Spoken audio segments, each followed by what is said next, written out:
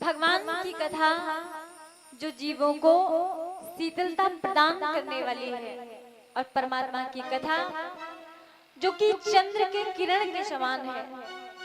और महाराज भगवान की कथा चंद्र की किरण के समान कैसे? क्योंकि चंद्र का कार्य, चंद्रमा का काम महाराज त्रिलोकी को शीतलता प्रदान करने वाला है, जो कि जन जन को शीतलता प्रदान करता है। और महाराज रात्रि की अंधेरी को भी चंद्रमा दूर करने का कार्य करता है। बिल्कुल वैसे ही परमात्मा की कथा जो कि हम भक्तों के जीवन को भी महाराज शीतलता प्रदान करने वाली है।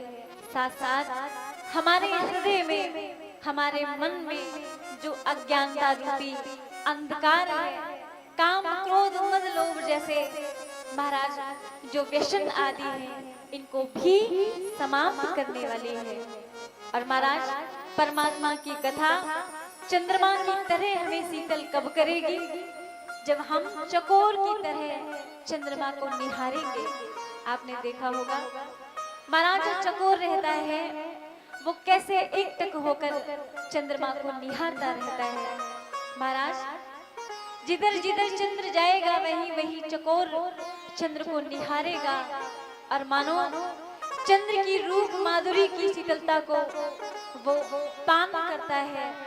तो बिल्कुल वैसे ही जब हम जीव भी भगवान की कथा को एक चकोर की भांति एकटक होकर लालायित होकर जब उसका रसपान करेंगे, तभी तो जाकर हमें चंद्र की शीतलता मिलेगी और उस शीतलता के अधिकारी बनेंगे। तो भगवान की कथा कैसी है?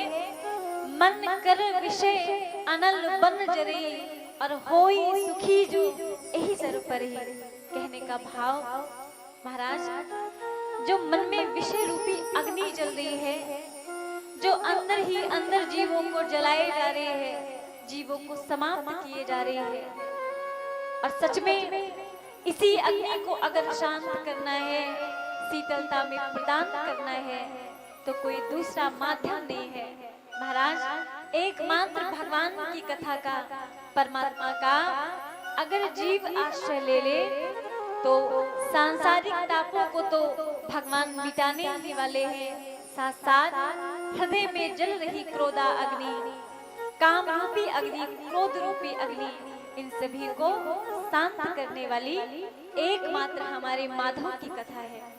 तो आइए ऐसे ही भगवान के चरणों में हम आप सभी प्रणाम करेंगे और भगवान के चरित्रों पर अपना चित्त लगाएंगे।